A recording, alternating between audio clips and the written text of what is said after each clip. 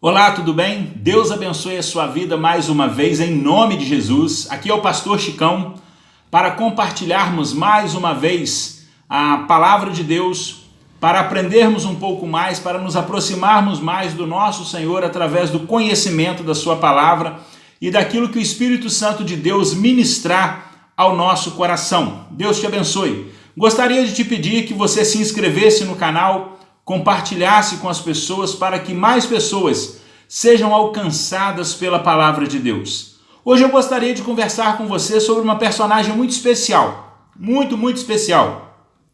Uma mulher bem-aventurada. Eu estou falando de Maria. Maria, mãe de Jesus.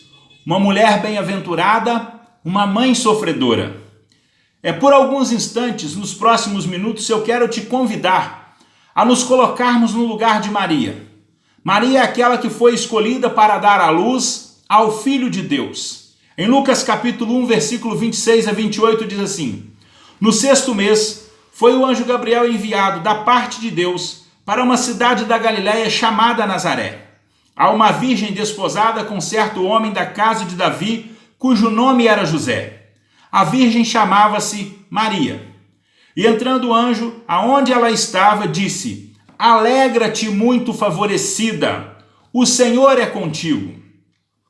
Após a visita do anjo, Maria ficou muito entusiasmada, mas como não poderia ser diferente, também estava muito temerosa. Maria se sentia extremamente honrada, mas também preocupada. Lucas capítulo 1, verso 29 a 33 diz assim: Ela, porém, ao ouvir esta palavra, perturbou-se muito e pôs-se a pensar no que significaria esta saudação. Mas o anjo lhe disse: Maria, não temas, porque achaste graça diante de Deus. Eis que conceberás e darás à luz a um filho, a quem chamarás pelo nome de Jesus. Este será grande e será chamado Filho do Altíssimo.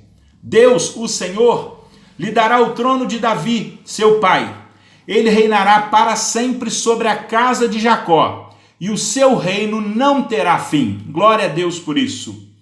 E Maria imediatamente expressa então toda a sua fidelidade e toda a sua obediência ao Senhor quando ela diz ao anjo Gabriel: que aconteça conforme a tua palavra. Lucas 1,38. É lógico, naquele momento Maria não tinha como prever o que tudo aquilo queria dizer. Ela não tinha como prever o nascimento em uma manjedoura, os anos de conflito e, por fim, a morte na cruz, o que com certeza lhe partiria o coração de mãe. Após o nascimento de Jesus, Maria estava com José e eles levaram o bebê Jesus Cristo ao templo. Chegando ao templo, lá estava um ancião chamado Simeão. E Simeão então profetiza que uma espada atravessaria o coração daquela mulher.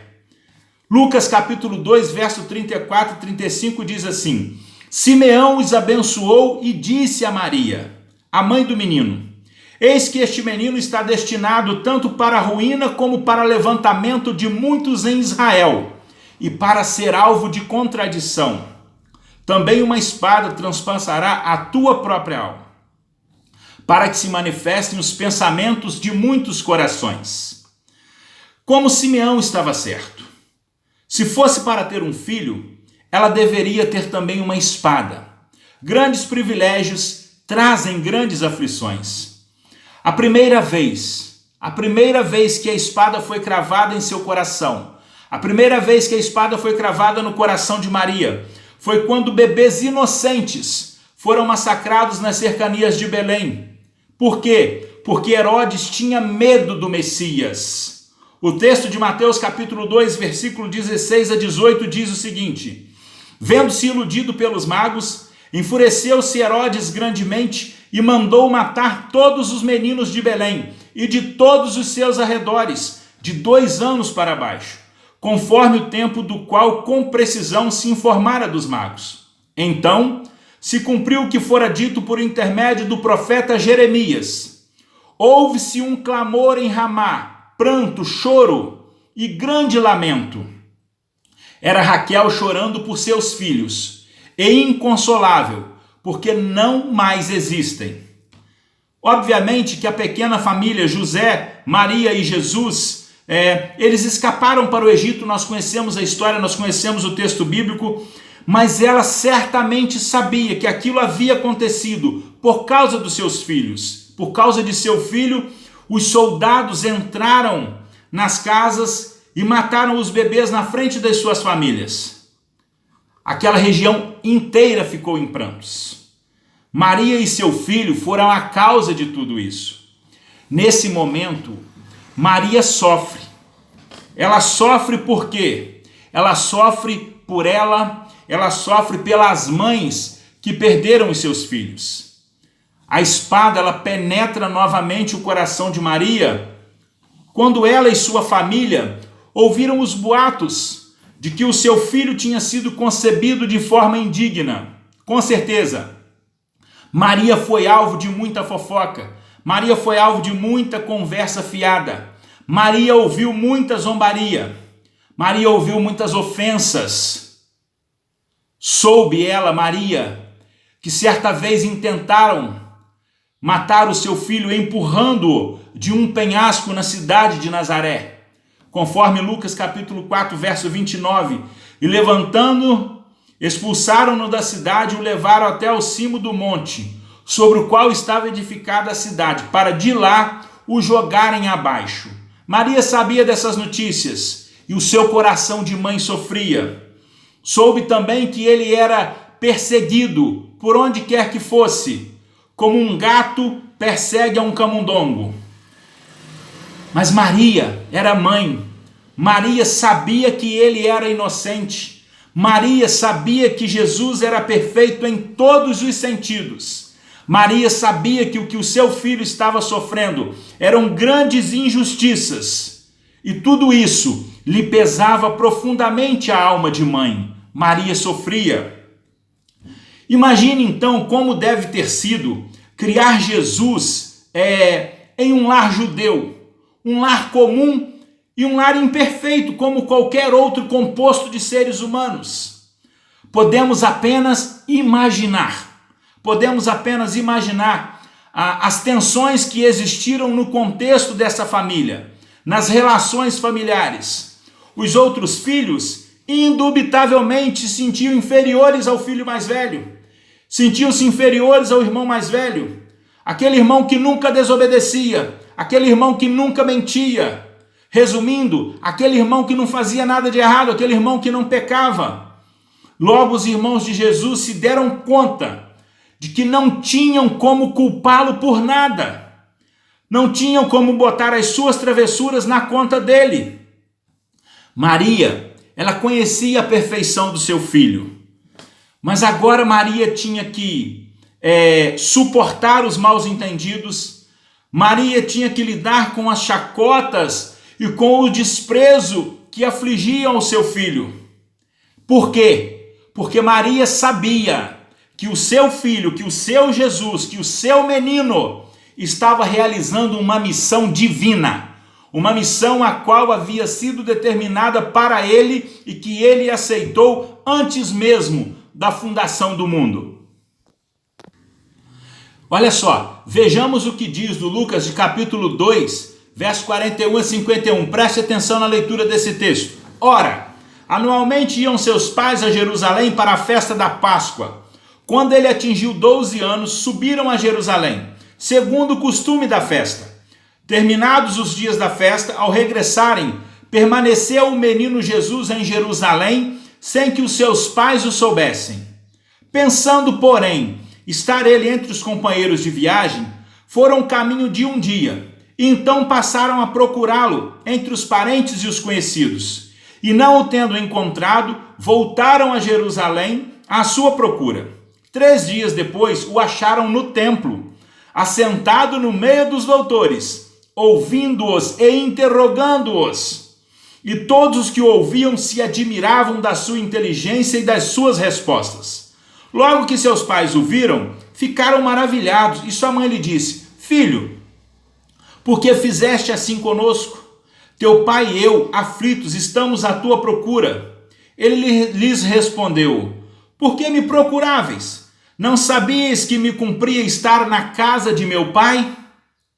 Não compreenderam porém, as palavras que lhe dissera.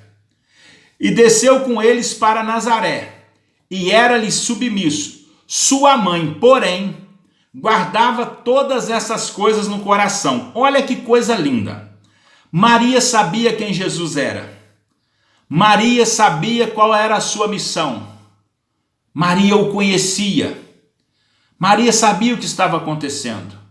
Maria poderia se vangloriar de ser a mãe de um menino que aos 12 anos sentava e discutia com os doutores da lei. Mas não. Maria guardava todas essas coisas no seu coração. Ou seja, Maria agia com sabedoria. Maria era uma mulher sábia. Por fim, na cruz, a espada então parte de uma vez por todas o coração de Maria.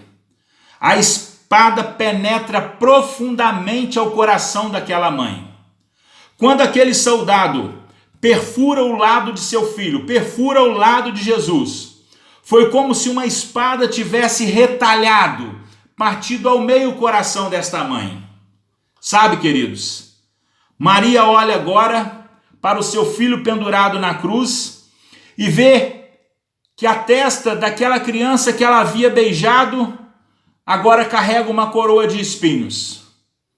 Ela que segurava as pequenas mãos daquele menino enquanto ele aprendia a andar, agora via a mão dos seus filhos, as mãos do seu filho, perfuradas por grandes pregos, perfurada por cravos.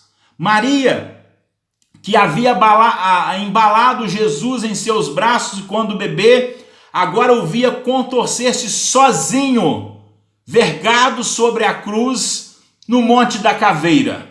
Ah, queridos, aquela mãe que o havia amado desde o nascimento, agora o amava ainda mais no momento da sua morte.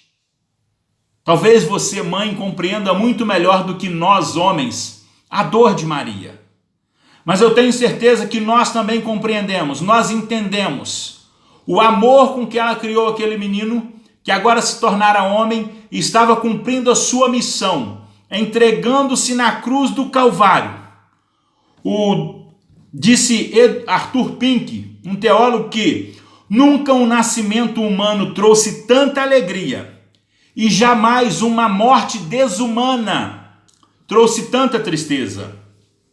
Maria sabia. Ela sabia que Jesus tinha o poder de descer da cruz. Ela sabia que existiam legiões de anjos totalmente à sua disposição.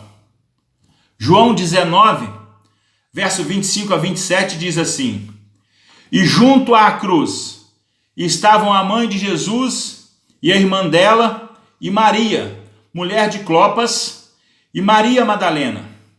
Vendo Jesus, sua mãe, e junto a ela o discípulo amado, disse: Mulher, eis aí teu filho. Depois disse ao discípulo: Eis aí tua mãe. Dessa hora em diante, o discípulo a tomou, a levou para casa.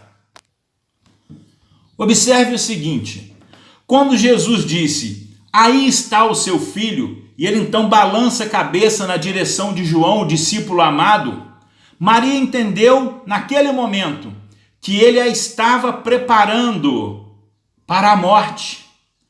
Os laços terrenos estavam sendo desfeitos naquele momento e um novo relacionamento entre o filho e a mãe estava para começar. Um relacionamento agora celestial.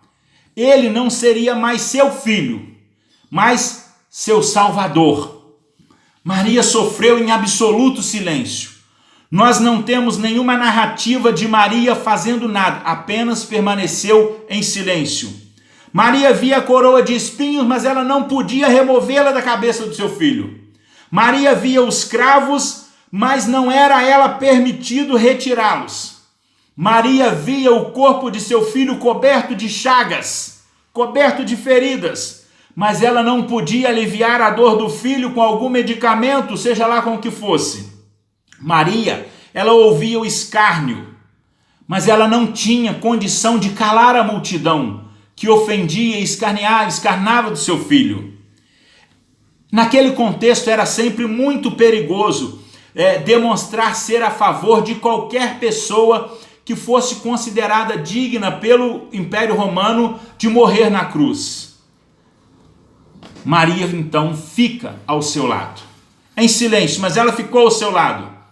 Embora Jesus fosse ridicularizado, tratado como um criminoso da pior espécie, ninguém ali naquele contexto conhecia melhor aquele homem do que Maria, do que a sua mãe.